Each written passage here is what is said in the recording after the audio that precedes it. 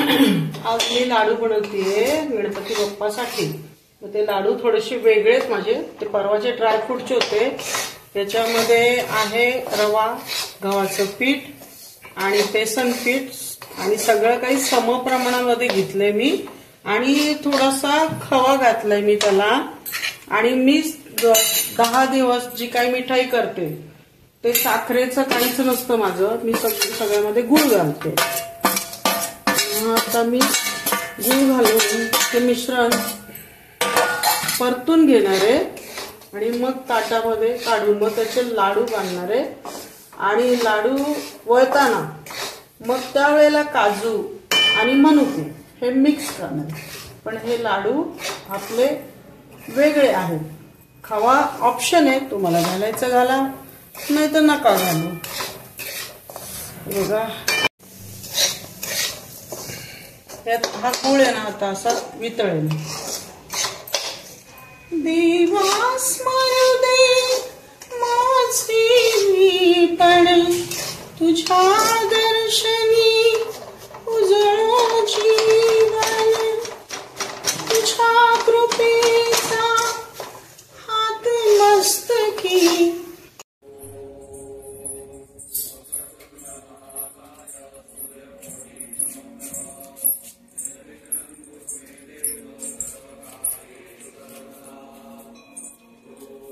मी की नाही आज म्हटलं तुम्हाला लाडू करते म्हणून, पण म्हटलं काहीतरी वेगळं करावं नाही का बाप्पासाठी। त्यात ही फळं ठेवलेली आहेत, ही काढते मी वेगळं काय केलंय हे मी तुम्हाला दाखवणार आहे आता।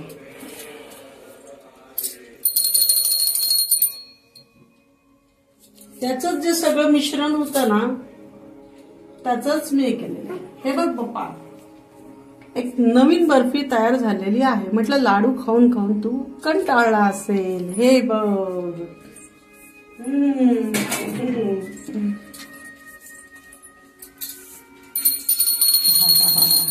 आला ना खमंग वास तुला।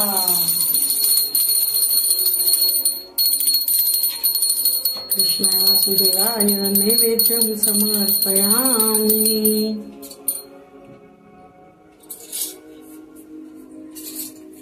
मी तर याची रेसिपी तुम्हाला सांगितलेली आहेच।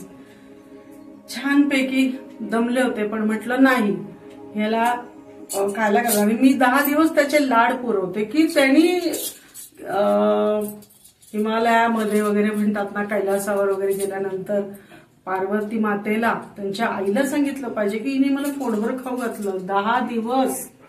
10 दिवस आपल्याकडे जे मिष्टान्न असतं, जे गोडाचं असतं, ते सगळं मी गुळाचं करते। आज सुद्धा माझं हे गुळाचीच बर्फी आहे।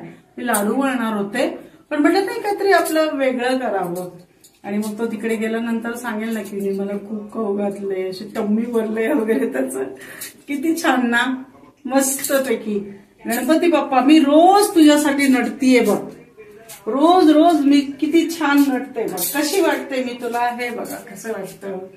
आणि बाप्पा आलेले आहेत ना आपल्याकडे म्हटल्यानंतर काय खूपच छान, खूप मस्त वाटतं खरंच। गणपती बाप्पा मोरया, मंगल मूर्ती मोरया, कृपा कर देवा कृपा कर। खाऊन घ्या।